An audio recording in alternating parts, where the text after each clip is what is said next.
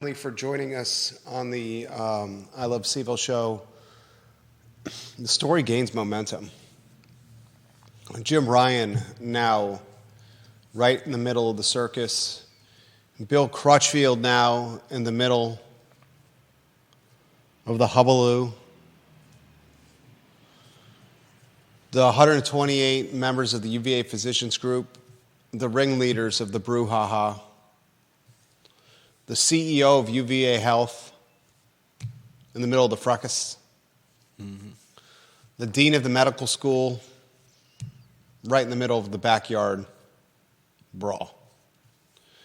128 members late last week signed an anonymous letter saying fraud, corruption, bullying, malpractice, running rampant at one of the top health systems in the nation. Since that letter has been released, we have now gotten responses from the focal points of the letter, the CEO of the health system and the dean of the medical school, and we've now gotten responses from President Jim Ryan and William Crutchfield, who has served on the University of Virginia Health Services Foundation from 1993 to 97, the UVA Board of Visitors from 97 to 2005, and the UVA Health System Board from 2018 to current present today, right now. Tomorrow, the Board of Visitors meet at the University of Virginia. They meet Wednesday, Thursday, Friday. We're going to unpack on today's program Jim Ryan's response from a public relations standpoint. We're going to unpack on today's program Jim Ryan, the embattled UVA president. This has been a challenging 4, 5, 6 months. Heck, I would make an argument this has been as challenging a position as a school president has been over the course of the last few years since the mass murder on grounds that took the lives of 3 football players on a bus returning from a D.C. field trip. Since that mass murder, we have seen the president smack dab in the center of a pro-Palestine protest where the state police was used as a militant militia. We have seen the suspension of the university guide service, the tour guides that give tours to prospective students and their parents. We have seen free speech become a topic for dartboards and news cycles. And now we have seen a letter that has captivated much of us in Central Virginia. The momentum of the story is gaining traction.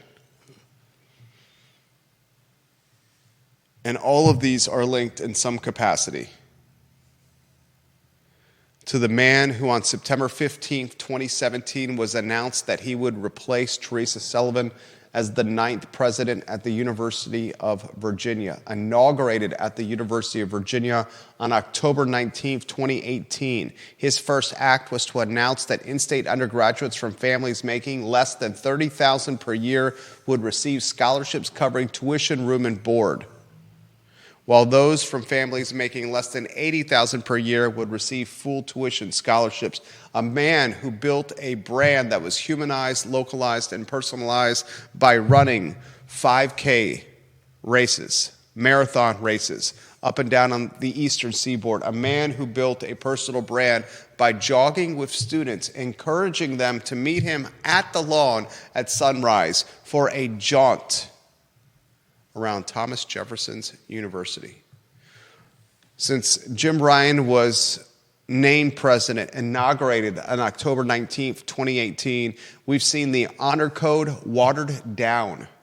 A single sanction, institutional honor code that is undoubtedly woven in the fabric of the university's history, now an honor code of patience, empathy, and second chances, much to the disappointment of many alumni.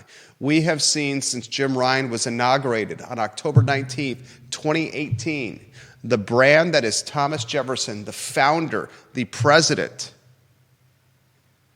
one of the most significant individuals in United States history, his brand tarnished and disrespected, much to the disappointment of many in the alumni base, including those that lead the Jefferson Council, including its co-founder, Bert Ellis, who is on the Board of Visitors, the same board meeting tomorrow here in Charlottesville.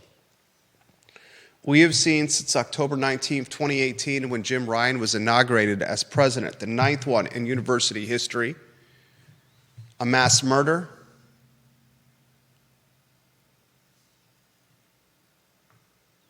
a pro-Palestine protest that resulted in unfair arrest and pepper spraying of students and faculty. We have seen freedom of speech questioned and certainly put in purgatory. We have seen the state police in crossfire with students and faculty, and now we see the man who looks tired, weathered and worn, having to issue statements on behalf of $1 million plus compensated individuals, backing their professional and personal reputations from the president's mansion. We're going to unpack it today. I'll ask you the question, Jim Ryan's statement, was it good public relations or was it public relations gone bad? I'll ask you today, Bill Crutchfield, why did he get in the mix? Why touch this with a 10-foot pole? I'll ask you today, the CEO of the health system and the dean of the medical school, their response to a letter anonymously signed by 128 members of the University Physicians Group, was it credible and legitimate, or was it lip service and watered down? I believe, as someone who started his career in news, that this is the beginning of a monumental story. I received a text message from a viewer and listener of this Fine and Fair talk show. I will respect this person's anonymity. Routinely listen to the program. This text message said, I listened to your podcast yesterday. A few years ago, I was charged $4,100 for a 3-via blood draw at the university. The insurance covered a large portion of it, $3,200, but I was on the hook for nearly $900. That same procedure cost me $10 to get done at my general practitioner. I disputed the bill and got nowhere with the billing department. A message like that is reflective or indicative of dozens of messages received from viewers and listeners about billing and the health system. I asked the question yesterday, are we on the cusp of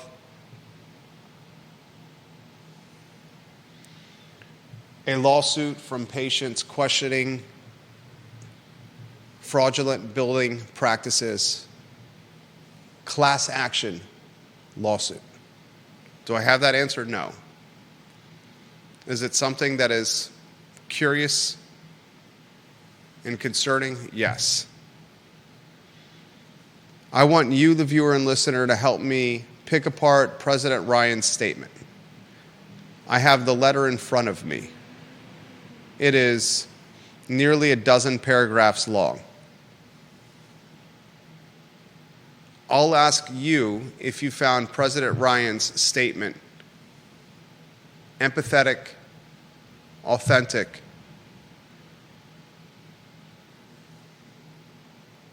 and compelling, or did you find it accusatory, demeaning, and threatening? A lot to cover on the Tuesday edition of the I Love CVille Show. We'll go to the studio camera in a two-shot. We have three headlines, I believe, four headlines to this that we can rotate on a lower third capacity.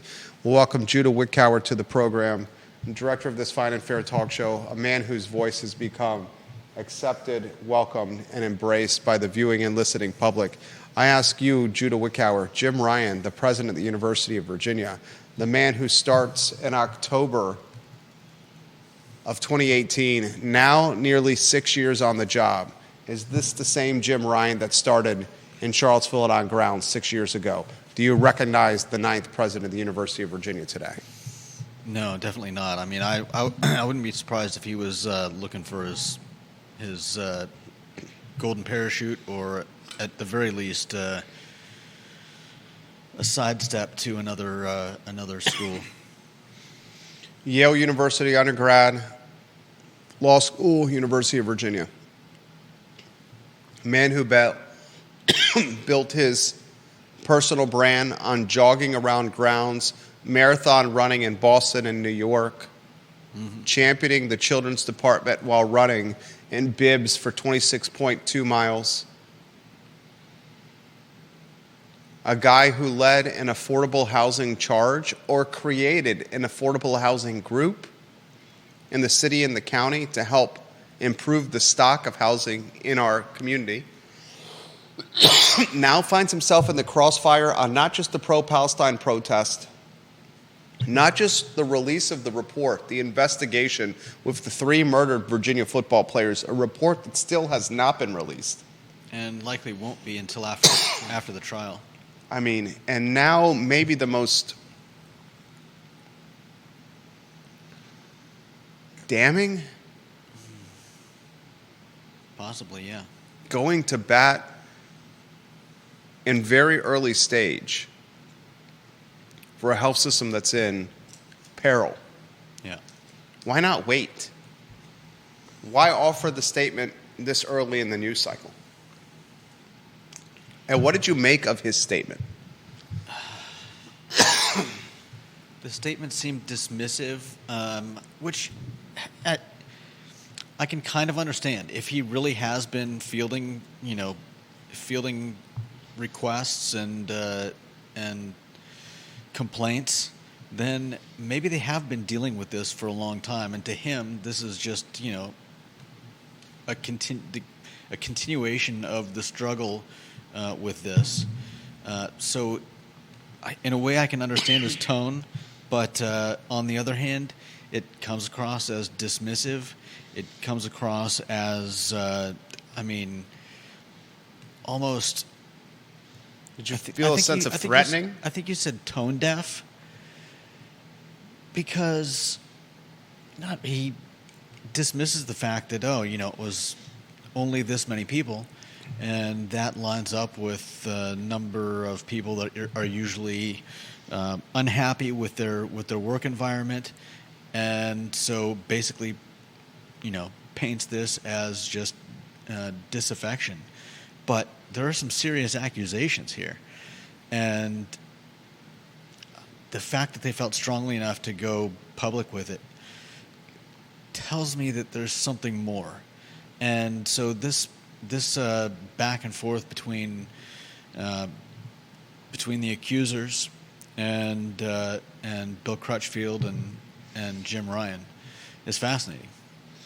Number one in the family, Deep Throat, his photo on screen, he makes this comment. He says, "I think it's pretty funny, Judah, Jerry, viewers and listeners, that the standard of evidence for nearly expelling a person from the University of Virginia is Ziana Bryant heard that you had something to say about trucks running over protesters on Water Street. And boom, a girl's career at UVA is over. But 128 physicians working on the floor of a hospital system make a specific allegation in writing and are willing to sign and reveal their names to the document. And the allegations are, how dare you?" Yeah. Ziana Bryant has since admitted maybe she heard incorrectly the fact that this former UVA student may have misheard her. Maybe she didn't want us protesters on Water Street during a Black women's movement some years ago. I don't know if Zion even heard anything. She heard. She eventually, how the story played out, she heard from somebody, and that person said, "Maybe I misheard." Secondhand from someone else. I heard from somebody else, and then Ziana utilized her Twitter influence to ruin the woman's life, and that woman's ruination included expulsion from the University of Virginia. In hindsight, not full-on expulsion. No, but the start. In hindsight, everything was debunked. And I don't think the university ever went back on the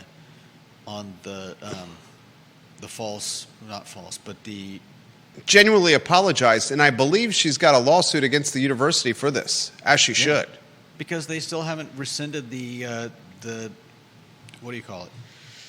The UJC's finding. The same university who held degrees of students who protested in early May, utilizing their freedom of speech, kept them from graduating, held their degrees in limbo, kept them from going to their next phase of their careers, a job, is now the same university that is saying, hey, you 128 people that bleed for us, what you're saying is crap. You represent a very small percentage of the workforce. Every small percentage of a workforce is going to have disgruntled people, and all you are is just unhappy folks who like to complain.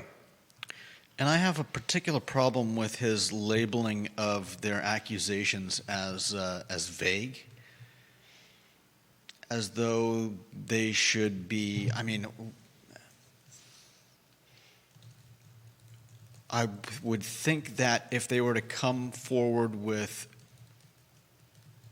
evidence proving some of the allegations, they would probably be. They would probably have problems with HIPAA violations, because a lot of these sound like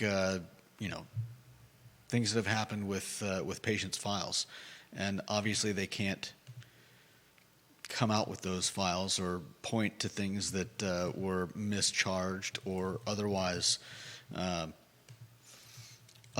fraudulently messed with, as they've alleged. So it's strange that he would use the words that he did. I would think that we would want,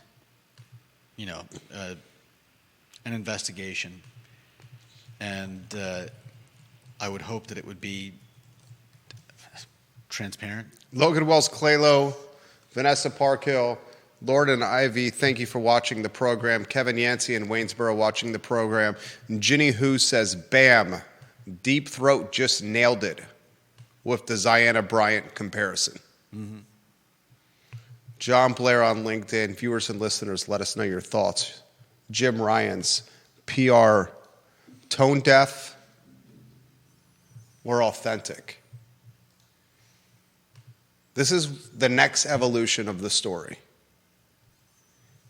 The next evolution of the story is the 128 signees need to A, announce who they are to the mass public. Will they do that? I don't know. But if they do that, and some of the members of the 128 are heavy hitters, the story gains monumental momentum. Second evolution of the story. What if more than 128 join? If that number grows? If it eclipses 200? If it gets to 250? It eclipses 300?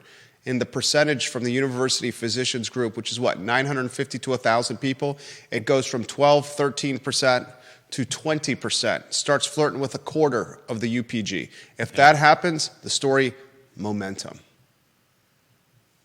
Right now, this is the strategy from the University of Virginia. Shower or drown the story with performance praise. These are the rankings we're getting. These are the metrics we have. This is the success stories we've had. Just drown the news cycle with performance praise. One strategy. Strategy 2, diminish, demean, marginalize the 128 that anonymously signed. Make them feel small and inconsequential. Especially if you can't actually come up with any of these dozens and dozens of letters and emails pouring in to President Ryan about people who are disputing the letter. John Blair watching the program. Jerry, I cannot agree with Judah more. I have dealt with employment law issues my entire career. I can tell you this. If it's 1 or 2 employees in a large organization complaining, you could potentially have sour grapes. 5 or 10, there's probably a managerial problem that may be as innocuous as bad temperament. But 128? I'm sorry, that's way too many people to disregard as frivolous complaint. You do not get that many people willing to sign a letter unless there is a problem. What's the problem? I don't know. That's what an investigation will reveal. But I am pretty disappointed with the responses. This is not sour grapes or disgruntled people or somebody who did not get a promotion. The response should be short and sweet. I will work with the BOV to determine the best investigatory course to move forward with these allegations. That's it. Yeah. That's called good PR. Good PR is 128 people have voiced that there is a problem that is malpractice, backroom dealing, corruption, and intimidation leadership. We take these allegations incredibly seriously. We will investigate them. This is something that is very important to us. Instead, the PR attempt that was utilized by the president's office was, let's diminish, let's demean, let's marginalize, let's make them feel small, let's make them feel inconsequential and invaluable. And if we do that, then the public is just going to chalk this up to some sour grapes and some people bitching and moaning. And maybe with a new story that comes up, this story is forgotten and is disregarded. That is effing bananas to me. And why it's effing bananas to me is because they're alleging the scummiest of the scum when it comes to medicine.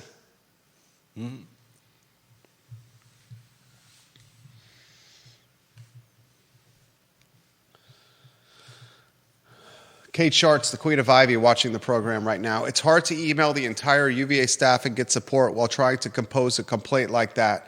I'm guessing that if they could have been completely open, they would get many more signatures. The people who signed this letter had to coordinate this privately, and I'm impressed they got that many signatures while trying to keep it private as it was drafted. Fantastic take from Kate Shartz. It's a fantastic take. Yeah. It's not like this was sent out across the entire UVA health system. It's not like they said, let's go to our listserv, let's reply all to the email we got yesterday that said Chick-fil-A was being delivered to the hospital, free Chick-fil-A sauce, waffle fries, and nuggets for all. Oh, let me reply all to that. You guys want to sign an email that says that there's billing fraud and malpractice and leadership corruption and bullying tactics going on? Just reply all and say yes, please. And come by for some Chick-fil-A nuggets while you're at it.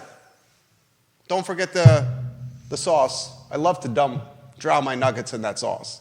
That's how you get signatures. Sign a letter that calls our leader, our CEO, that's making $1.6 million, the highest paid guy at the university, the third highest paid employee at the university, fourth highest paid employee at the university. Come over, sign this document. Hey, you can digitally sign it. And when you're done, have a vanilla milkshake from Chick-fil-A on us. Just like I did when I ran lower school class president and won. I used lollipops and Reese's Pieces to garner votes. Do you recognize Jim Ryan? Today's Jim Ryan versus October 2018 Jim Ryan when he was inaugurated. I think now he seems like someone who's just phoning it in until he can get the hell out. I mean, I'd be trying to get out. It seems like he may have a contentious relationship with Youngkin and the Board of Visitors. Death, 100%. With all of the press that's been piling up around him, man, it's got to be there's got to be a lot of weight on his shoulders. I would not want to be him.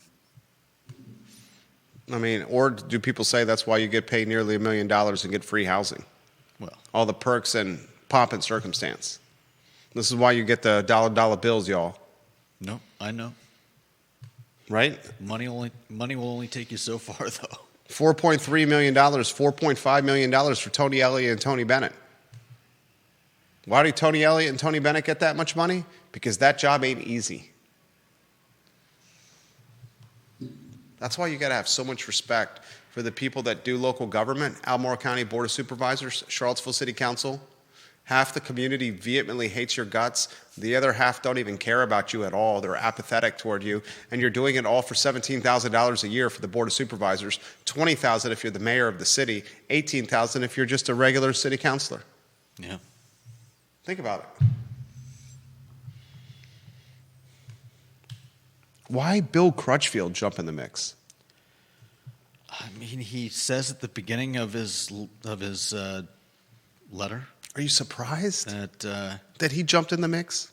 I mean, he says he's been a part of a bunch of. I mean, I can give you his accolades. University of Virginia Health Services Foundation Board, 93 to 97. UVA Board of Visitors, heavy hitter, BOV here. Appointed by a governor here, 97 to 2005. UVA Health System Board, 2018 to present, on the actual health system board. Yeah. Going to bat for the people in the crossfire. Not going to bat for the average Joe or the average Sally. Instead, going to bat for the $1 million man. I think the thing here is that while he may be on the health board or whatever it is, he's not there in the thick of it. Nor is Jim Ryan, and so definitely not. I believe it would be. It's fairly easy for these people to potentially, because these are still allegations. We don't have any proof of anything, but. Easy for them to overlook things because they're not in the thick of it like the doctors and the nurses and the other people working in the health system, and so a lot of these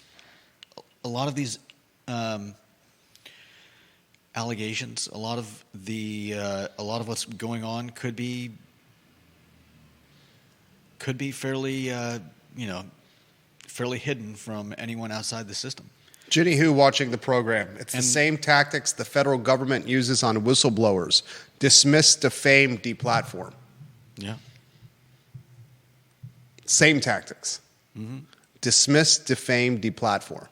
Yeah. Calling the state police to use pepper spray and disband a pro-Palestine protest versus going head-to-head with 128 physicians from the UVA Physicians Group.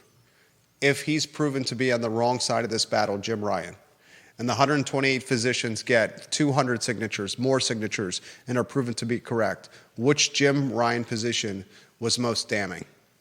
Military, state police, to break up a peaceful protest, pepper spray, or being wrong with this fraud, malpractice, leadership corruption story at UVA Health? I would say this one. Yeah.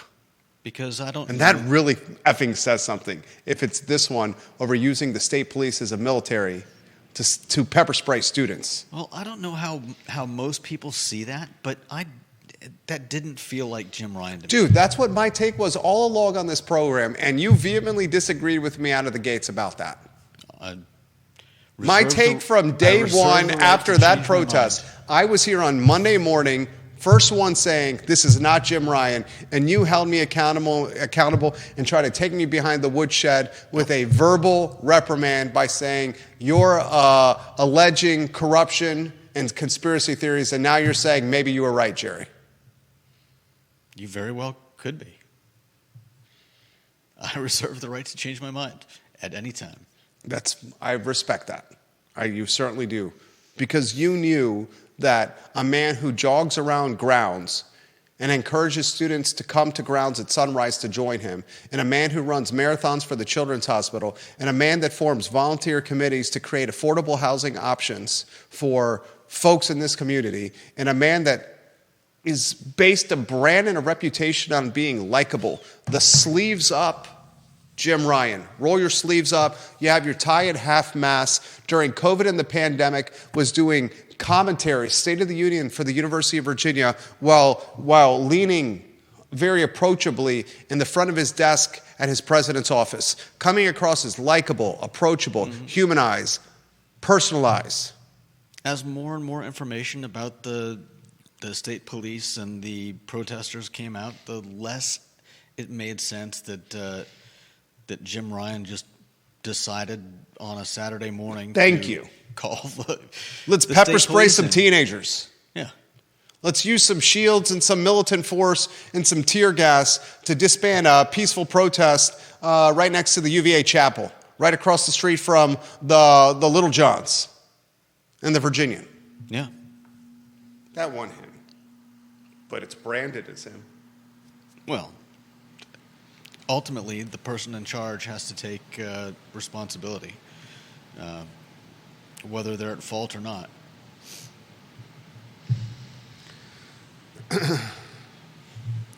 We'll follow it. The next evolutions of the story are as follows. Do more physicians sign the letter? If so, story gains momentum. Will the 128 reveal to the mass public who they are? If so, the story gains momentum. If members of that 128 are heavy hitters, the story gains momentum. If any kind of attorneys get in the mix, whether representing the 128, I'm no legal guy here.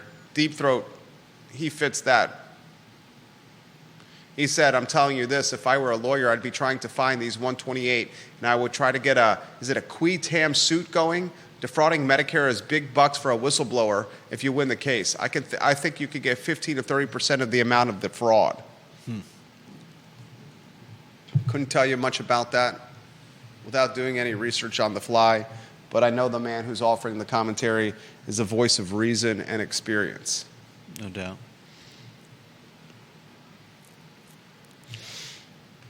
And the last way this story gains momentum is tomorrow, Thursday, and Friday when the Board of Visitors are in session, if they call some kind of policy or investigation of their own.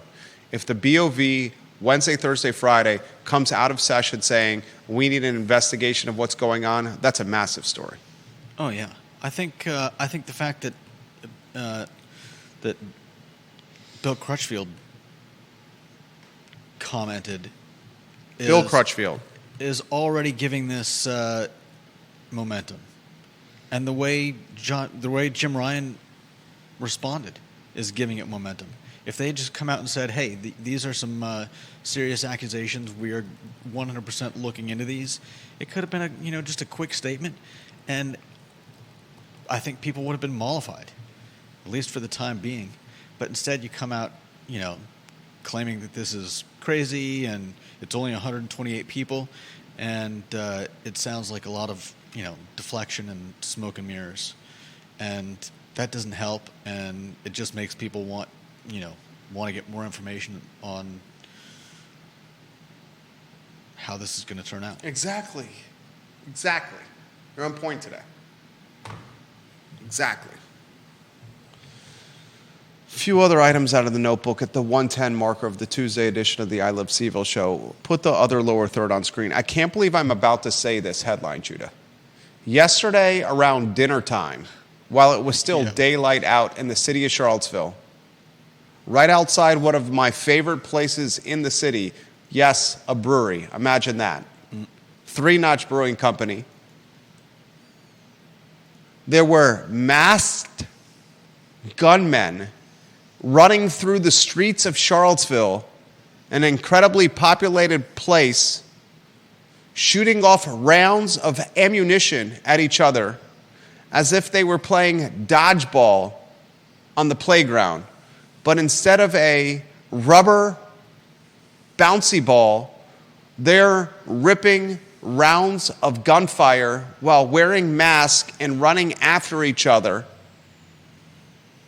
Some kind of mix of the OK Corral meets Al Qaeda. What the hell is going on here?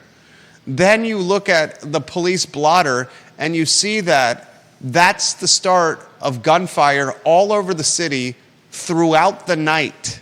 Yeah. 10th and Page neighborhood, Preston, Belmont, downtown. Reports of gunfire all over the city. Clearly some kind of turf war going on. Yeah. And whether we want to admit this or not, much of what is happening around CRHA, Charlottesville Redevelopment and Housing Authority locations.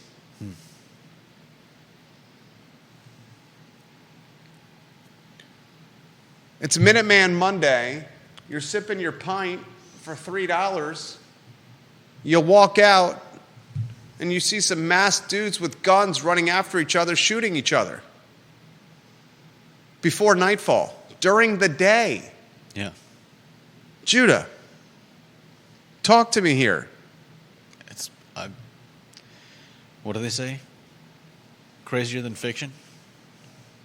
This is crazier. John Blair to Deep Throat. The Federal False Claims Act allows whistleblowers to recover 30% of the money if the government does not join the suit. If the government joins the suit, they get between 15 to 25% of the money. Dude. My mother-in-law texted my wife and I, said, look at your son's hospital bill very closely.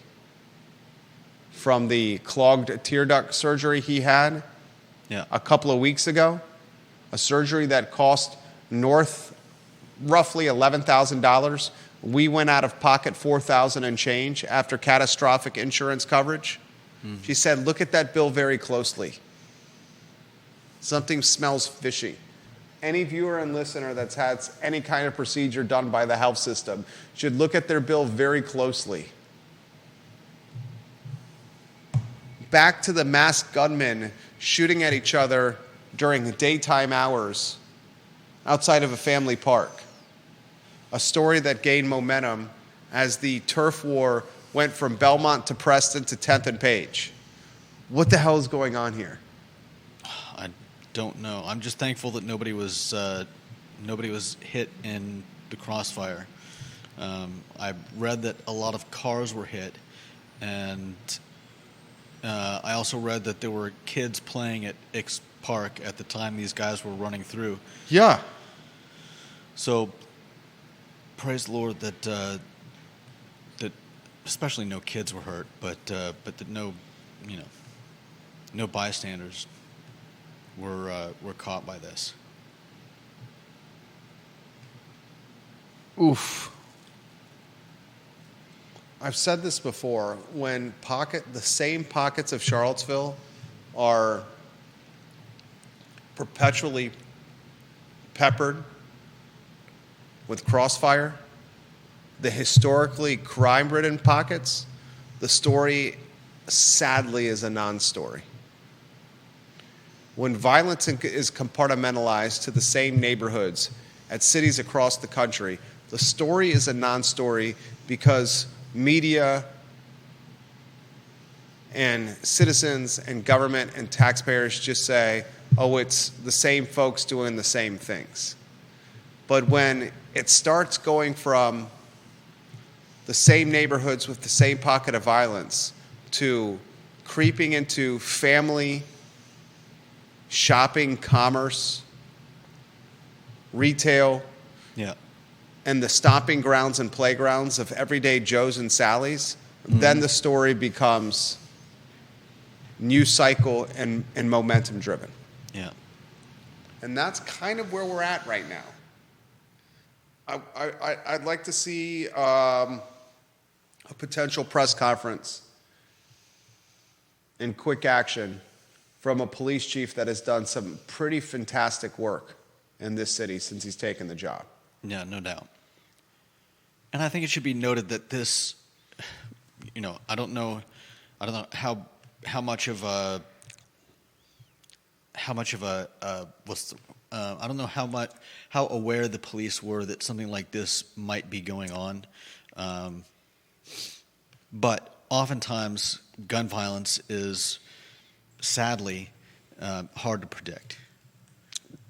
Incredibly difficult to predict. Yeah, you can't just you don't. It's know not like they're playing stickball in the same street, right every day before dinner time, waiting for the dinner bell to be rung. It's erratic. Yeah. Vanessa Parkhill says, we can look at our medical billing closely, but do most of us even know what we're looking at or have the knowledge to challenge the line items? Medical billing usually lags quite a bit behind when the procedures happen, and there is a ton of nuance behind the ICD coding. Yeah. Well said, VP. Mm-hmm. Well said, Vanessa Parkhill.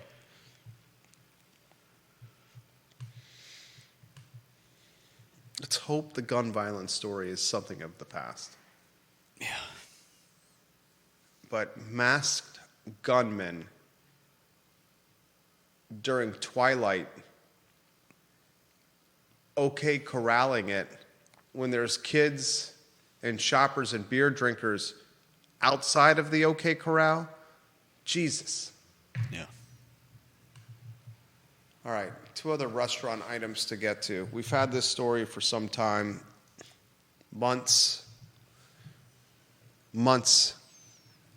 Ivan Rekosh, friend of the program, one of the co-founders of Zocalo Restaurant. Zocalo was founded by Peter Castiglione, Ivan Rekosh, and Andrew Silver. Peter Castiglione, now their sole owner of Maya Restaurant on West Main Street. Peter Castiglione co-founded Maya Restaurant with Christian Kelly, friend of the program. All these guys, friends of the program. Christian Kelly's daughter named Maya. Christian and Peter opened Maya after Peter parted ways with Andrew Silver and Ivan Rekosh, his co-founders of Zocalo. Zocalo is one of the most institutional restaurants in the city, and Ivan Rekosh has been there from day one. He has passed the torch at Zocalo Restaurant. The restaurant game, not a game for everyone, folks. I mean, it is tough sledding in 2024 to run a restaurant. It's tough sledding because the consumer is so quick to write nastiness on review sites as opposed to just communicating with the owner of the restaurant, hey, this was my experience. I wanted you to know about it. Maybe you could make this change. Instead, we put restaurants on blast. Yeah. You got beef with an experience at a restaurant? Don't put it on Yelp. Don't blast them on social media. Don't try to tank and ruin the brand. Especially if you haven't even talked to anyone about it. Go talk to the owner or the manager and say, this is my experience. And oftentimes you'll find you'll be given a second chance where they'll be like, we want to invite you back, maybe at a discounted rate, maybe at a pro bono rate. And we want to prove to you that was not us. The restaurant game, not a game for young people, not a game for those that have been around the block anymore. It's a young person's game. And the new owner, the talented Will Miguel, he says much of Zocalo is going to stay the same. That was the genius of Zocalo in a lot of ways. You knew what to expect. They did the same 2 dozen menu items extremely well, and they didn't change from it. Yeah. They didn't change from it. You went in, you had your favorite dishes, they tasted and were prepared the same way every time. You knew what to expect, and it was executed under that level of expectation. Right. That was the genius of Zocalo. That is the genius of Zocalo. Andrew now lives in Texas, one of the co-founders. Heard word on the street is he's a fantastic pickleball player.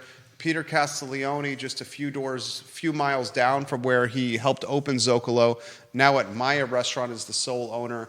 And Ivan, the lone founding partner, has now sold and passed the stake to a talented up-and-comer, Will Miguel.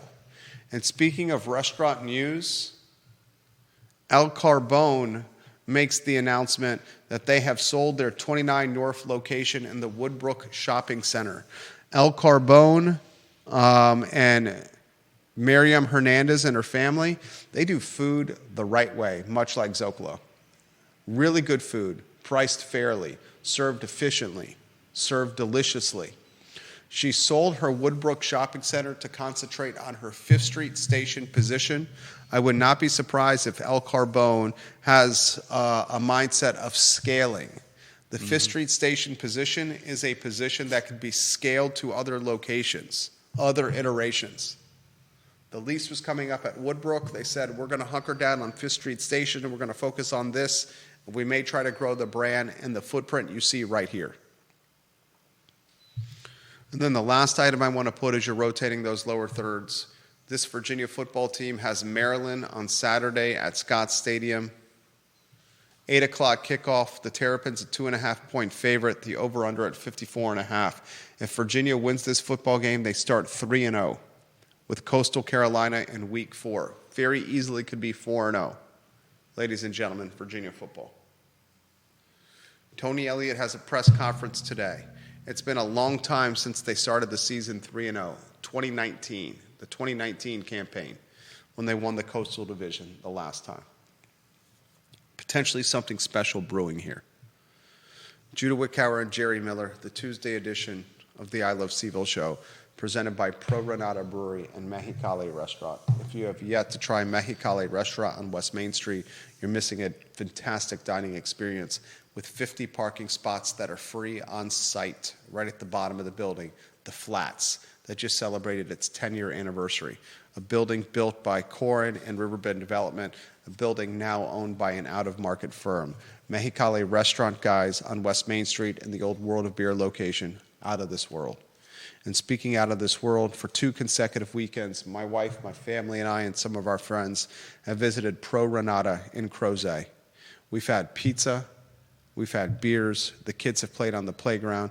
It's just been a fantastic experience for parents as we're drinking beers and eating pizza, and for our kids as they're eating pizza, playing on the playground, and enjoying Move Through ice cream.